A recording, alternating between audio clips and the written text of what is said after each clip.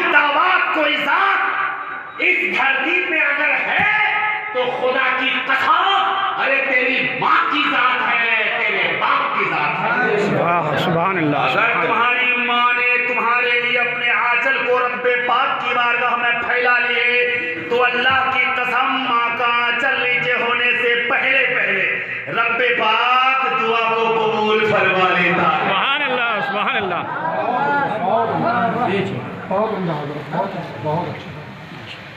अल्लाह ताला दुआ को कबूल फरमा लेता है। मगर याद रखना, बाज लड़के माँ के इतने सपोर्टर होते हैं, इतने हिमायती होते हैं कि अब्बा पर हमला कर देते हैं। माँ के सपोर्ट में आकर अब्बा के साथ बदतमीजी, गाली गलौज, हत्ता के डंडा तक उठा देते हैं। मुस्तफ़ा फरमाते अल वालिद अबवाब औसतिल जन्नह फ़इन शिअता फ़हफ़िज़ फ़ज़ालिकल बाब औ वक़्तिहा। बाप जन्नत के दरवाजों में से बीच वाला दरवाजा है। बाप जन्नत के दरवाजों में से बीच वाला दरवाजा है। अगर क़यामत में उस दरवाजे से दाखिल होना चाहते हो तो बाप को राजी कर लो, दरवाजा खुला मिलेगा, और बाप को नाराज करना ही दरवाजे को बंद कर लेना है। अगर इत्तेहाद की ताकत है तो दोनों में इत्तेहाद, माँ बाद में उनकी बीवी पहले।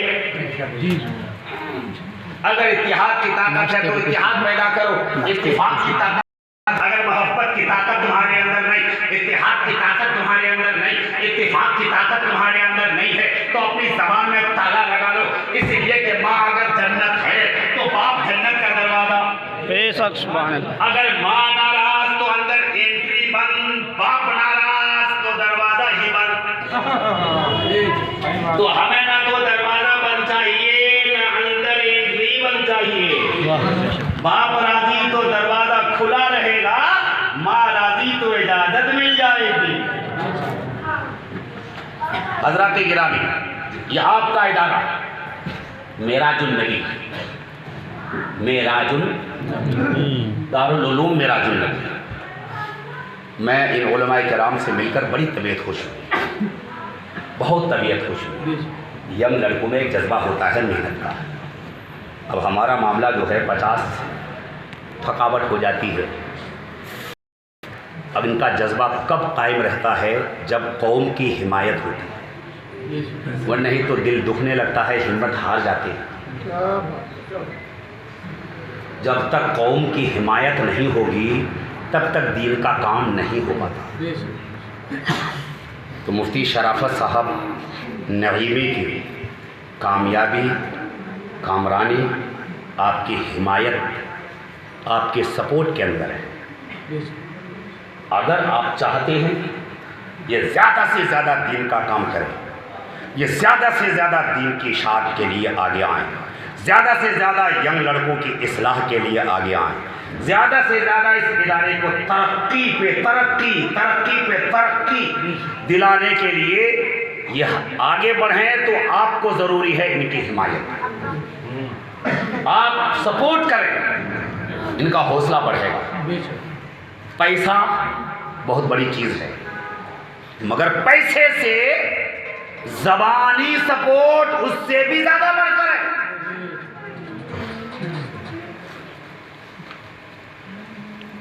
मदरसे को किसी के ज़हन और दिमाग पे ये आने की ज़रूरत नहीं है कि मदरसा बंद हो जाए।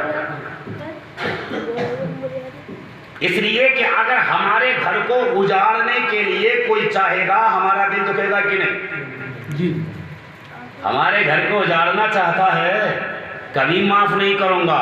तो ये रसूलुल्लाह का घर कोई अगर उजाड़ना चाहे तो रसूलुल्लाह कैसे माफ़ कर देंगे? ये रसूलुल्लाह का पैगाम है। आप मेहनत कीजिए और असातिज़ा अपने तालिब इल्मों पर शफ़क़त, और तालिब इल्मों के लिए ज़रूरी है असातिज़ा की ताज़ीम। लास्ट बात मैं आप हजरात तक पहुँचाऊँ। लोगों के ज़हन और दिमाग में हज़रत औरंगज़ेब आलमगीर के बारे में गलत फहमी। उस्ताद और शागिर्द का कनेक्शन देखिए। हजरत औरंगजेब आलमगीर मुल्ला अहमद जीवन के शागिर्द हैं। पहले ज़माने में मुल्ला कहा जाता था बहुत बड़े अल्लामा को, मुल्ला जामी, मुल्ला जलाल, मुल्ला अहमद जीवन। और आज फासिक व फाजिर, गाली गलौज बकने वाला, शराबी जुआरी, थोड़ी दाढ़ी रख ले मुल्ला जी हो गया। बहुत बड़े काबिल आलिम को कहा जाता था मुल्ला। हजरत औरंगजेब आलमगीर मुल्ला अहमद जीवन के शागिर्द। मुल्ला अहमद जीवन रहने वाले कस्बा अमेठी के, पढ़ा रहे थे लखनऊ। हजरत औरंगजेब आलमगीर जब तख्त नशी हुए तो खत लिखा अपने उस्ताद के नाम, हजरत आपकी मेहनत रंग लाई, अल्लाह ने आपकी मेहनत, आपकी दुआओं से मुझे हिंदुस्तान का बादशाह बना दिया। सुभान अल्लाह, सुभान अल्लाह। हजरत औरंगजेब आलमगीर अल्लाह वाले वली कामिल, आला हजरत फरमाते हैं अदब से उनका नाम लिया जाए, अल्लाह ही वली है। उनके अंदर औसाफ ऐसे कि विलायत वाले औसाफ थे। हजरत औरंगजेब आलमगीर ने खत लिखा अपने उस्ताद को, हजरत मुल्ला अहमद जीवन तातील कलाम है, ये शाबान का महीना, अपने मदरसे में जलसा करा के छुट्टी कराने के बाद अपने शागिर्द अजीज औरंगजेब आलमगीर के शाही महल दिल्ली पहुंच गए। रमजान भर वहीं उस्ताद शागिर्द वहीं रहे। तरावी की नमाज, रोजे मुकम्मल, रमजान वहीं। रमजान के बाद ईद की नमाज के बाद हजरत मुल्ला अहमद जीवन वापस लौटने लगे तो हजरत औरंगजेब आलमगीर ने जेब से एक चवन्नी निकाली और हजरत मुल्ला अहमद जीवन को नजराने में वो चवन्नी पेश कर दी। मामूल रहा है शागिर्दों का, कभी भी उस्ताद से मिलो तोहफे तहाइफ, कुछ तो हो। अगर आपके उस्ताद पान के शौकीन हैं तो एक पान ही लेके आओ। इसलिए कहा गया पान की डंडी ही सही, अकीदत में यही काफ़ी है। वो चवन्नी लेकर मुल्ला अहमद जीवन कस्बा अमेठी पहुंचे। चवन्नी से बिनोला खरीदा, बिनोले से कपास की खेती की।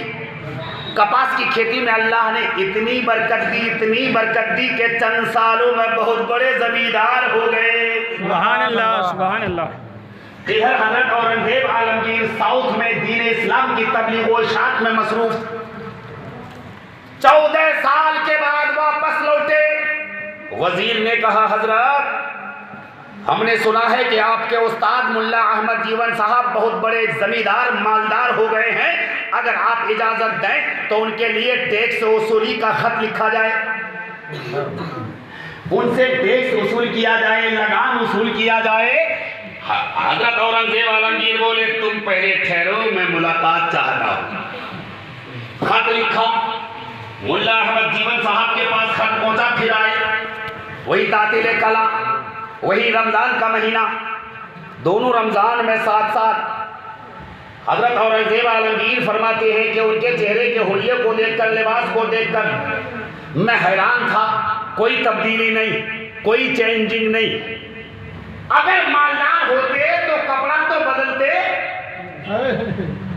वही पुराना कपड़ा, वही खस्ता हालत, चेहरे की चमक दौलत बताती।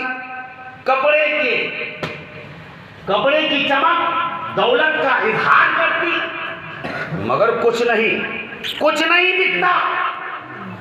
हिम्मत नहीं हुई कि अपने उस्ताद से पूछ लेते कि सुना है कि आप मालदार हो गए हैं। आखिरकार हजरत औरंगजेब आलमगीर से मुल्ला अहमद जीवन ही बोल उठे, बेटे तूने जो चवन्नी दी थी बड़ी बाकमाल निकली, उस चवन्नी ने तो मेरी तकदीर बदल दी। सुभान अल्लाह, बड़ी अनमोल चवन्नी थी। हजरत मुल्ला अहमद जीवन बोले, बड़ी कीमती चवन्नी थी।